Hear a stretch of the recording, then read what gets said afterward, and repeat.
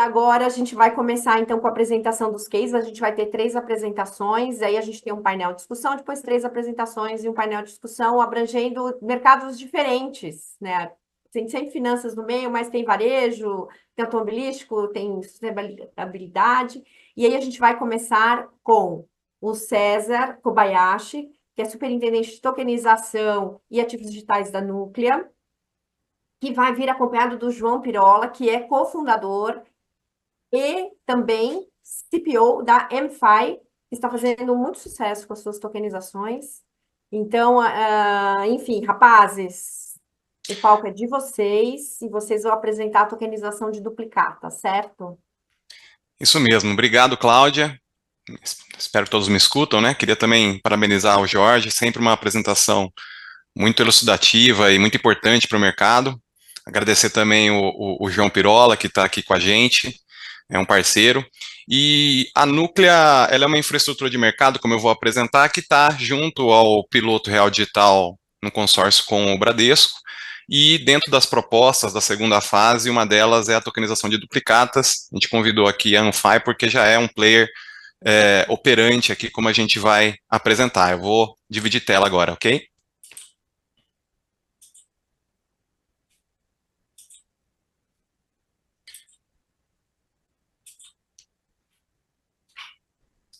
Todos veem, né? Então, vamos lá. Bom, o case da Núclea, como eu disse, é da tokenização de duplicatas, mas vale, no começo, a gente só, como é um fórum aberto, a gente explicar um pouco o que são as infraestruturas do mercado financeiro. Elas são sistemas multilaterais, onde as instituições participantes, que representam todos os tipos de instituições do mercado financeiro, bancos, instituições de pagamento, instituições do mercado de valores mobiliários e por aí vai, elas fazem parte desse processo, incluindo a IMF, que é a operadora do sistema, e elas são usadas para fins de compensação, liquidação e registro, né? Compensação e liquidação, muitas vezes, das liquidações, né, dos pagamentos referentes à troca de titularidade desses ativos, e o registro é a publicidade desses ativos para que o mercado possa ter visibilidade e a garantia de que aquele ativo de fato existe, tá? Quando a gente fala dos tipos de instituições, a gente está falando essencialmente de sistemas de pagamento, como o STR, que faz as trocas de reserva bancária entre os bancos, operadas pelo Banco Central, e o Pix, também operada pelo Banco Central. A Núclea, como eu vou mencionar, também é uma operadora aqui para boletos, para cartões. Sistemas de liquidações de títulos, como a Selic. Contrapartes centrais, onde a principal player aqui, que é conhecida, é a B3, na questão de mercado de renda variável, né? Depositários centrais de títulos, que, como o Cassara comentou, fazem a salvaguarda e custodiam aqui os títulos, e as registradoras, que também, dentro da resolução de escrituração de ativos eletrônicos, né, como bem definiu o Cassara, fazem essa atestação e conferência, interoperabilidade para dar essa publicidade da existência desses ativos ao mercado, né? E quando a gente fala aqui de escrituração de ativos, que obviamente a duplicata é objeto dessa evolução, como o Cassara também antecipou, o objetivo dessa regulação, dessa iniciativa, é aumentar a segurança e a eficiência das operações financeiras que envolvem títulos de crédito, né? Com o objetivo aqui de reduzir o risco de fraudes, acima de tudo, através de um processo aí que essa eletronização, a gente colocou aqui digitalização porque a taxonomia ainda deixa margem, né, mas concordo com o termo dele, né, de a gente começar a direcionar o digital mais para a Web3, né, mais para a blockchain, mas esse ambiente eletrônico, ele visa dar agilidade, obviamente tudo com a transparência, né, que entrega a redução de fraudes, e assim viabilizar, né, uma observância, mas que com essa redução de fraudes, essa segurança, gere reduções de taxas e aumento da disponibilidade de crédito, né? Então, o objetivo da escrituração de ativos é muito atrelado a isso. E quando a gente fala de um mercado de ativos tokenizados, mesmo a gente ainda estando dentro da 88, que tem um limite de 15 milhões de patrimônio afetado, ainda assim, as empresas, quando a gente olha o aspecto expandido da 88, a gente já viu cerca de R$ 1 bilhão entre todos os tipos de tokenização, obviamente, num ambiente bem expandido, envolvendo DeFi também, mas já um volume expressivo acontecendo desde 2019 até aqui, segundo uma reportagem recente da Infomoney. E enquanto dentro da 88 houve 300 milhões de volume de tokenização em 2023, a gente já vê que no primeiro trimestre de 24 já houveram 250 milhões, ou seja, é um mercado que mesmo dentro do regimento atual, ainda assim, claramente vem observando a oportunidade e se expandindo. E quando a gente olha o potencial é muito grande, né? A gente coloca aqui na ordem de 4 trilhões de dólares podendo ser abrangidos por essa nova tecnologia até 2030. E aqui eu antecipo a visão da Núclea, né? A visão da Núclea é que, com o amadurecimento da tokenização, com as regulações que estão por vir, com o lançamento do Drex e a maturidade dele, naturalmente, para materializar os benefícios do blockchain, a gente tem que ter uma grande rede ou redes que se interoperam para abarcar e conectar todos os players, né? A gente está falando aqui de uma tecnologia de registro distribuído, e é distribuído entre instituições que fazem parte de um mesmo ambiente, tem uns nós, que a gente chama no blockchain, como todos aqui sabem que acompanham esse painel, e através dessa coexistência no ambiente distribuído, trocam ativos dentro da programabilidade que a gente tanto menciona, né? A gente vê ainda um ambiente de experimentações em redes apartadas, mas o futuro é que essas redes tenham uma certa consolidação, né? Porque não dá para cada um estar numa rede standalone, e naturalmente não dá para ser uma infinidade, né? Não dá para ser individualizada. Naturalmente, nesse futuro, onde algumas redes vão se consolidar e interoperar, vai provavelmente, né, certamente haver algum regimento regulatório aqui dando essa legitimidade para essas redes, e a visão da Núclea é que isso tende a acontecer e num futuro não muito distante, né, com o amadurecimento das regulações e das infraestruturas, acima de tudo do Drex, esse processo é um processo muito provável que a gente entende que pode acontecer, e é um processo que a gente até compartilha a visão com algumas instituições que também são IMFs, né, infraestruturas que operam na zona do euro, na zona dos Estados Unidos, na Ásia, são instituições que veem a tecnologia como uma grande revolução, de fato. E por isso também, como instituições que têm conexão muito intrínseca com uma infinidade de outras instituições, elas juntas fizeram um white paper para tentar ajudar nessas questões de como talvez possa ser o processo, para ajudar numa interlocução, para começar a falar sobre taxonomia, para testar um pouco da visão delas sobre as oportunidades, né? E de fato, obviamente, é uma associação que entende que os valores imobiliários, eles podem ser reinventados, os seus respectivos processos, né? E que tudo isso tem um potencial transformador extremamente grande para essa indústria financeira, né?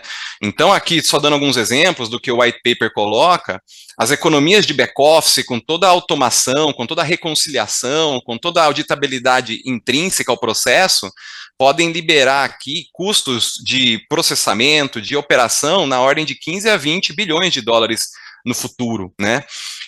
E processos de liquidação hoje que demoram 2 dias úteis, ou até mais, dependendo da praça internacional, migrando para um processo de liquidação instantânea, podem liberar novos empréstimos garantidos por essas operações na ordem de 100 bilhões de dólares e, por fim, materializar uma oportunidade mundial aí, minimamente, na ordem de 16 trilhões de dólares, né? Então, é algo que é uma visão internacional que a gente está falando aqui, né?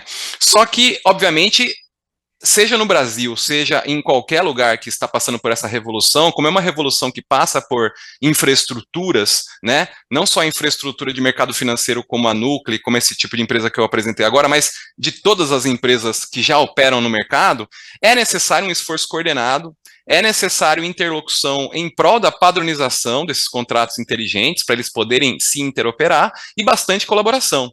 Felizmente, a gente está numa praça, que é o mercado brasileiro, onde essa colaboração, principalmente com entes regulatórios, é uma grande referência internacional, vide a presença do Cassara nesse painel. Então, quem é a Núclea, né?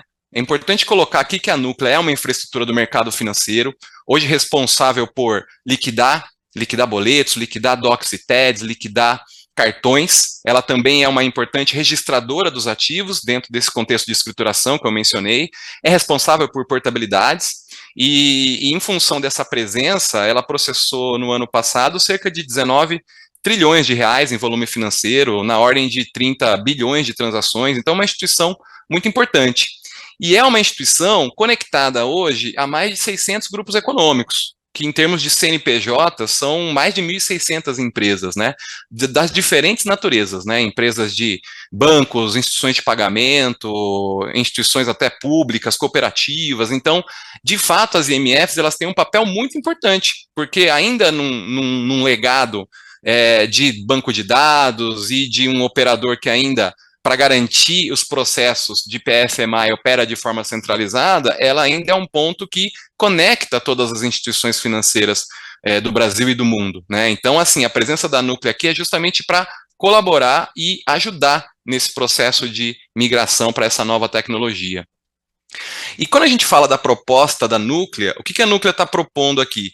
Ela está propondo uma rede blockchain ao mercado financeiro, aonde a tokenização, a criação do smart contract, ela se conecte a este legado que eu mencionei hoje, né, que registra bilhões de pagamentos, que registra bilhões de ativos, que liquida bilhões de pagamentos, né, de uma forma que, por mais que a gente ainda esteja na discussão das questões de como a gente vai ser no futuro, ainda assim, você tem esses trilhões de reais que eu mencionei rodando nesse legado financeiro.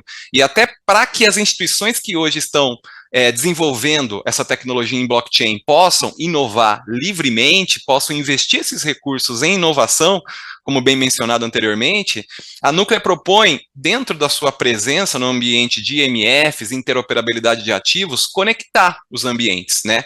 Fazer com que esse ativo, que no objeto dessa apresentação é uma duplicata, ela vá nesse ambiente hoje que já está criando a publicidade, a conferência desses ativos entre as instituições e possa conectar essa informação para garantir que esse token dessa duplicata seja de fato representativo de uma duplicata cuja informação está sendo trocada no ambiente do legado financeiro, né? E, por enquanto, ela é a única MF que está propondo a fazer essa conexão para viabilizar a boa formalização, a formalização confiável da representação desse ativo através desse token e assim colaborar para a evolução da padronização, para a evolução dos ambientes multilaterais, né? Então, o problema que a gente está colocando aqui é justamente essa questão, token nativo versus representativo. Quando a gente fala token nativo, eu quero me referir ao Bitcoin, por exemplo. O Bitcoin ele tem uma tecnologia antifrágil que ele, apesar de ter um ambiente tecnológico totalmente descentralizado, ele ainda assim é um ativo considerado confiável entre duas pontas que não se conhecem, que não necessariamente se confiam, mas para trocar valores. Então, o próprio código do Bitcoin é o lastro em si. Mas quando a gente vai para o mercado financeiro, para o legado financeiro, a gente está falando que os ativos, sejam eles duplicatas, debentures, CRI, CRAS, enfim, eles ainda nascem nesse ambiente mencionado até aqui, né? Ambiente que tem as entidades de depositária central, as entidades de custodiantes, as entidades de escrituradores, né? Ainda tem aqui esse ambiente fora do blockchain como sendo a materialização e a representação da existência desse ativo, né? Então, como representar esses ativos que nascem no ambiente off-chain dentro do ambiente on-chain tokenizado? Esse é o principal ponto onde a Núclea visa colaborar para essa jornada, ok?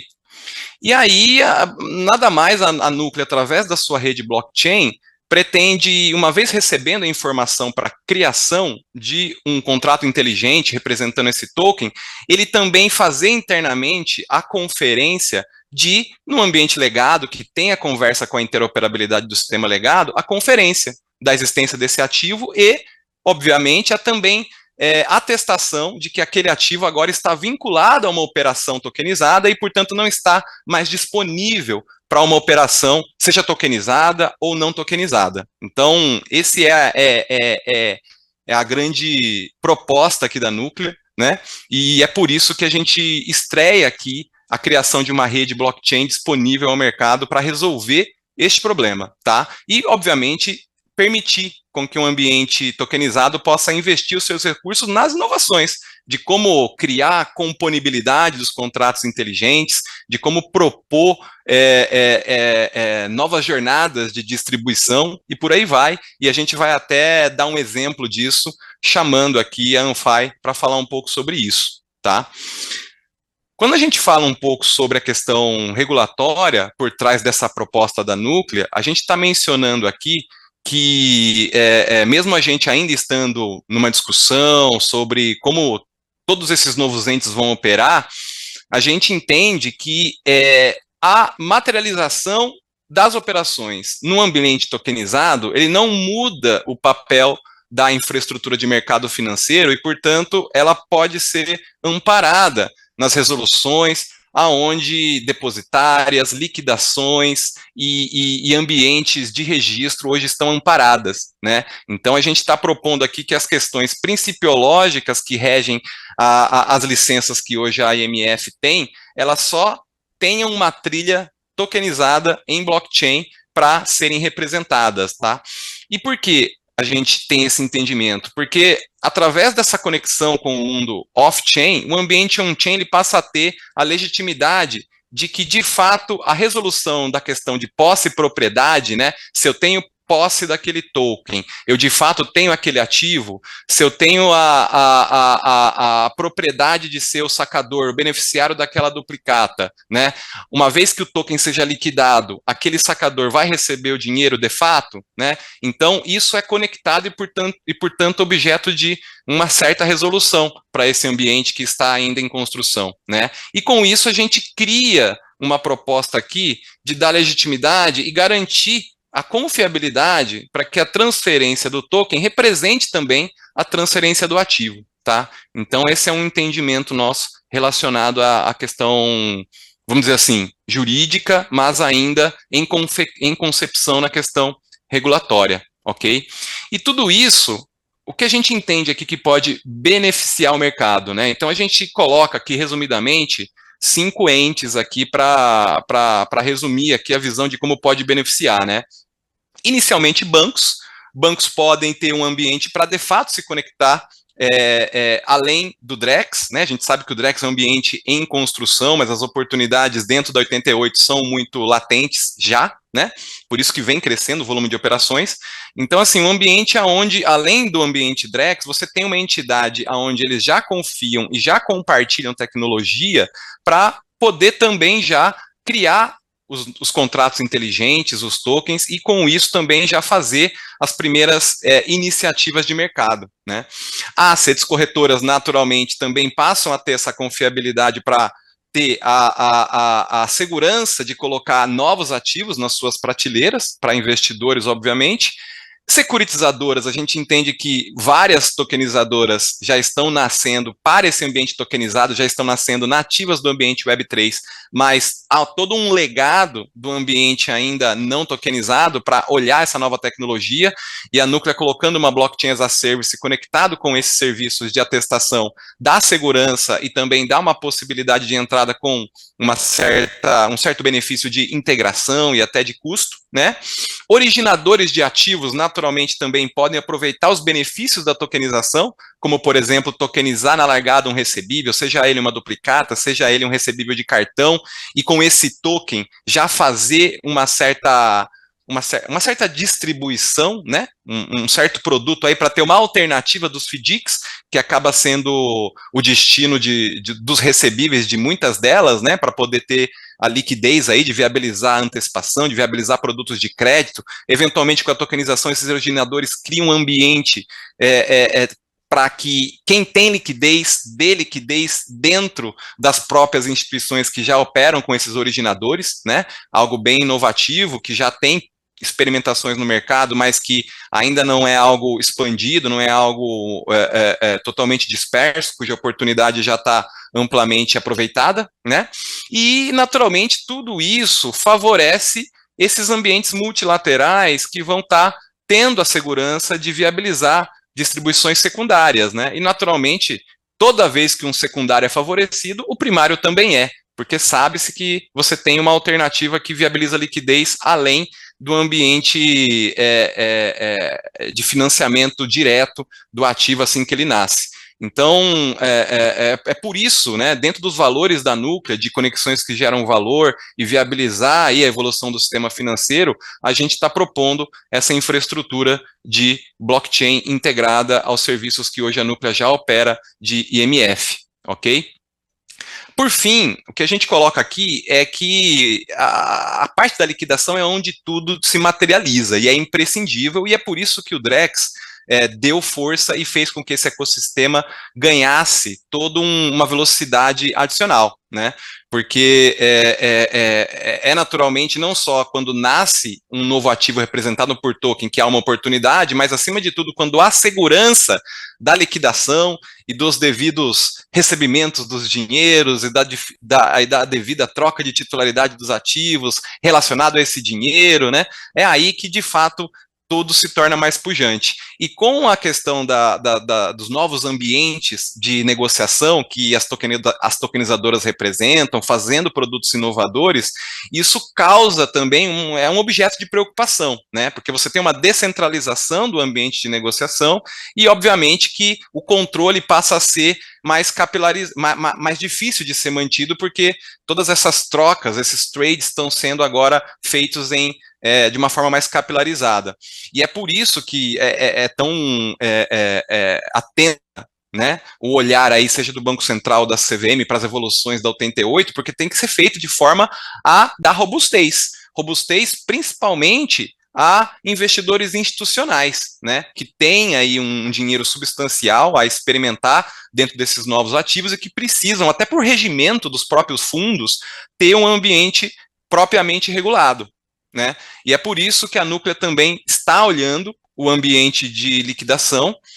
Inicialmente ainda, a proposta da Núclea é fazer uma POC. A gente sabe que operar uma instituição de pagamento ou uma instituição financeira dentro do ambiente de liquidação off-chain é ainda algo não ideal, porque naturalmente é só com uma stablecoin que se materializa todas as oportunidades, principalmente do famoso DVP, né, que é a entrega contra pagamento, a liquidação instantânea, né, até lá, enquanto não houver o Drex para viabilizar uma interoperabilidade com a nossa rede, a Núclea vai estudar a possibilidade de integrar essa blockchain as a service com a nossa SSS, que é a nossa Security Settlement System, um ambiente regulado de liquidação, mas naturalmente isso a depender dos timings do Drex, né? E naturalmente até a gente entende que para viabilizar uma materialização dessas velocidades de liquidação dos DVPs, talvez até no meio dessa jornada a gente opere uma stablecoin para poder, somente internamente a rede, dar um pouco desses benefícios, mas naturalmente que na liquidação o destino que todos querem chegar é a troca com o Drex. Então, dado essa apresentação, andei meio rápido aqui, porque eu não estou tendo uma visibilidade do tempo aqui, mas vamos estar disponível para perguntas depois. Antes de encerrar, eu queria dar espaço aqui para o João comentar um pouco do case que a gente está colocando de pé junto com a Anfai. João, por favor. Só vou pedir uma coisa, a gente está bem atrasado aqui no tempo. César, eram 10 minutos, passou um pouquinho. Desculpa. João, eu não sei se você quer. Aí você teria que falar assim, tipo, flash total, ou a gente pode fazer a sua fala para o painel. Perfeito. Perfeito. Legal, João, quer comentar rapidinho? Sim, vamos rapidinho. Gente, César, muito bem rapidinho, porque a gente está vamos no estourando último no tempo slide, aqui, os então, outros César. panelistas já estão aqui. Legal, vamos no último slide, só para mostrar a estrutura da operação. O que a Legal. gente fez juntos, tá, pessoal?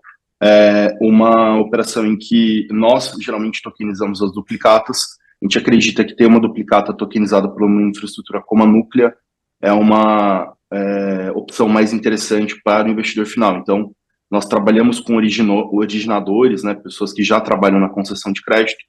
A gente pegou aqui operações de um parceiro nosso chamado Clique Antecipa. A gente fez, né, essa integração com a Núclea, tokenizamos as duplicatas, fizemos as verificações ali no ambiente da Núclea, empacotamos essas duplicatas como certificados de recebíveis para adicionar camadas de proteção para o investidor, e fizemos a oferta desses certificados de recebíveis tokenizados no rito da CVM 88, no qual nós somos, né, ali regulados, e, enfim, os investidores ali, tanto pessoa física quanto jurídica, né, puderam acessar esses produtos. Enfim, aqui, tentando ser super rápido, tá, pessoal? Queria agradecer também o convite e o espaço aqui nesse painel.